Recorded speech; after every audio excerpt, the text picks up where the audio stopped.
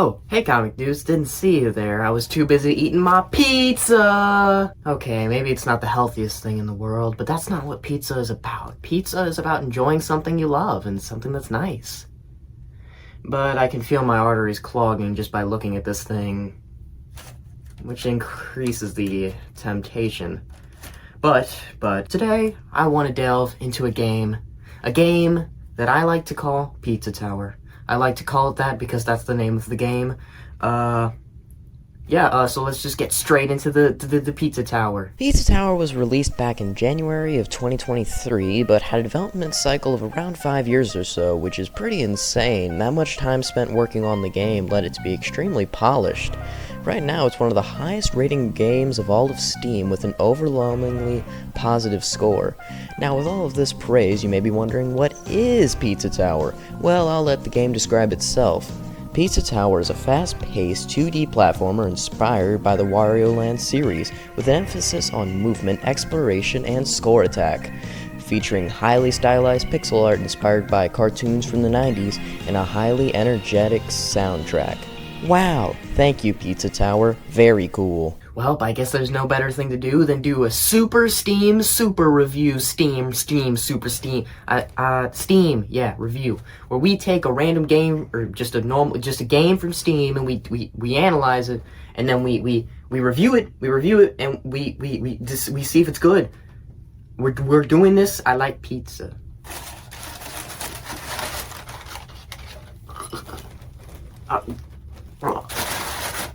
Yeah. This feels like a bad one to start off with because this game doesn't really have too much of a story, but it does have an opening cutscene, so that's fair game. The story is you play as Peppino Spaghetti, who is a struggling pizza place owner, when all of a sudden, a giant evil pizza threatens to blow up his pizza shop with a giant laser beam for the funny, which leads you into the pizza tower to take him down and save your pizza shop. Sure, it's a pretty basic story, but it gets the job done in setting up Peppino's motives to keep going. The characters of the game are also nice. We got Gustavo, Peppino's co-worker and rat lover, and we also got Mr. Stick. Actually, I changed my mind. I don't like the game's characters. Also, spoiler warning, spoiler warning, spoiler warning, spoiler warning, spoiler warning, spoiler warning. At the end, I like how whenever you escape the tower, you get to live a happy life. Okay, anyways, time to move on to the gameplay.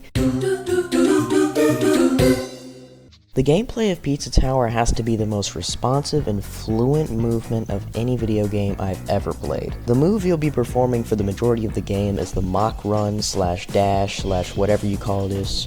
By holding down shift or the right trigger on a controller, you'll start building up speed and begin to run, with the longer it's held making you go faster. Going fast in this game feels so good to do. It feels like you're mastering the game as you do it. Also available to Peppino's roster is a super jump, a side dash, grab, rolls, dives, among other things. Playing the tutorial made me feel like I was playing Mario Odyssey all over again because of how complex and deep the movement options were. Also, I cannot forget to mention the taunt. By using the taunt, you can parry anything that would have otherwise hurt you, and it feels so good to use. Of course, that is if you land a parry. There's this issue of me sucking at video games that causes me to miss parries sometimes. And not to mention the transformations, because this game is heavily inspired by the Wario Land franchise. Instead of having normal power-ups, you get things that transform you and significantly change how you play the game. We got the spicy food, night, Mort the chicken. All of these help the levels they're in feel unique and special.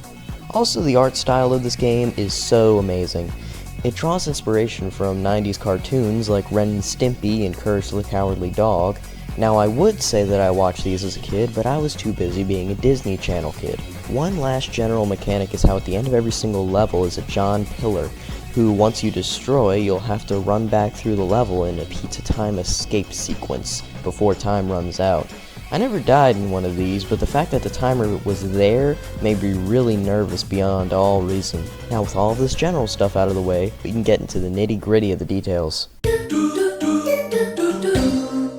Every single level in this game feels extremely unique and different from the last. Nearly every single level has some form of unique gimmick or mechanic or transformation to make it stand out from the last. So I'm going to be doing a quick top 5 Pizza Tower levels, just for you.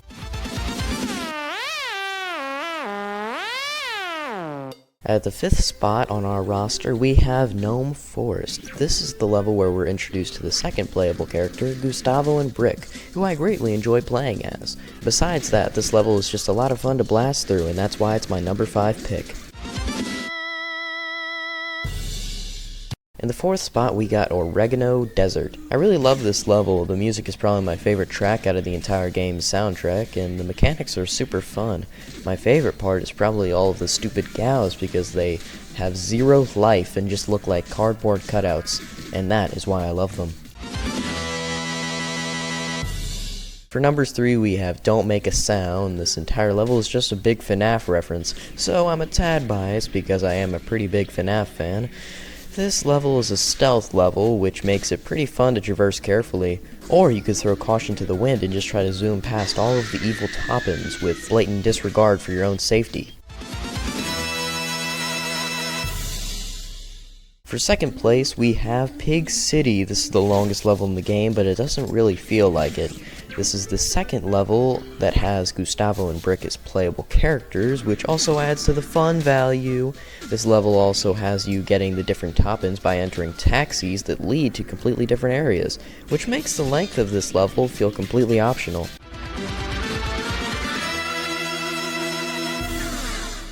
And my favorite pizza tower by far is the freezer one. I refuse to say its full name because I don't want to sound like an idiot, but I really like this level's atmosphere and mechanics. The fact that the escape sequence is just you plowing through the level you already went through, but this time you have the ability to basically fly is super cool and fun, and makes the pizza time sequence just feel like a big party. And that is my top 5 pizza tower levels. Feel free to comment down below how much you want me to perish because of some of my picks.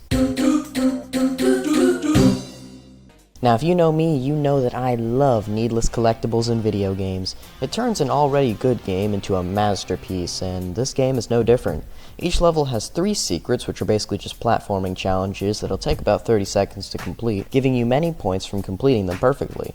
Then there are the secret treasures. These require you to get the janitor Jerome and bringing him to the treasure room door, which will give you the treasure, and about like 300 points or so. If you get every single treasure from every single level and beat the game, you'll get the good ending! Also, every level has 5 Toppins. Now, these Toppins are pretty easy to get, and you'll probably get all 5 just by completing the level normally. Every Toppin you collect will give you about $10, and the money can be used to buy boss gates, which will allow you to progress throughout the game. There are 19 levels and 5 floors.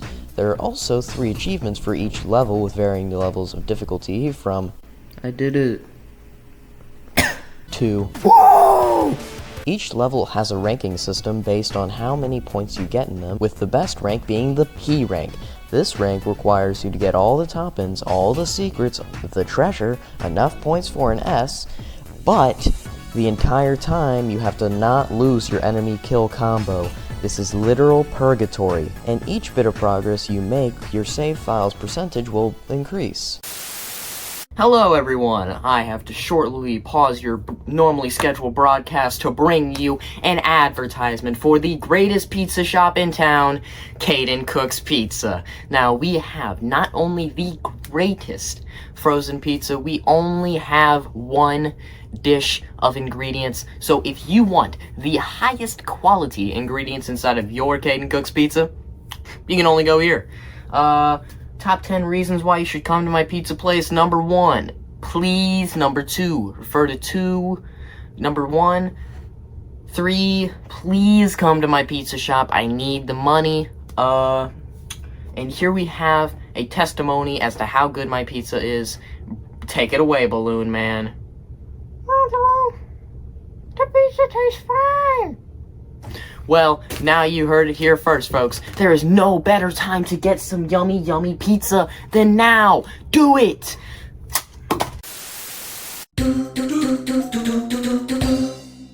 The bosses in this game are nothing short of peak. Each one of them feel like a different kind of threat.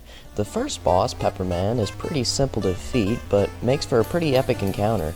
The second, Vigilante, brings a whole new challenge because he makes you face him with a gun, kind of like how Meta Knight works in Kirby games. This fight is significantly harder with the gun because I could easily take him out with my fists. The third boss, the Noise, is just straight chaos. All of his attacks are randomized and thus very hard to predict. It wasn't until my second playthrough that I found out you could just parry him into the stratosphere, rendering him a passing threat. The fourth boss, Fake Peppino, is the dark, messed up version of Peppino. His attacks mirror your own, and dealing with all of the other clones helps to keep you on your toes constantly while fighting him. Spoiler warning again! The final boss of the game, Evil Pizza Head Guy, is a roller coaster. You start off by fighting Bowser from Super Mario World, and once you beat him, you move on to the second phase, which is Pizza Head. This segment shows the return of the gun, and has you fighting against a fairly chaotic clown fellow. Once you shoot him senseless, a boss rush is initiated, but this isn't any ordinary boss rush. You 4-hit KO all of the bosses because of how fed up you are with them. The fight ends with a one-on-one with you and Pizza Face, concluding this game's amazing journey. Well, you still have to escape the tower afterwards, but that's irrelevant. Come on, go, move, over, no, turn, get down, go, move, stop picking, go, move, go, faster, no, go fast, no, stop, no, stop running and just go, no, oh,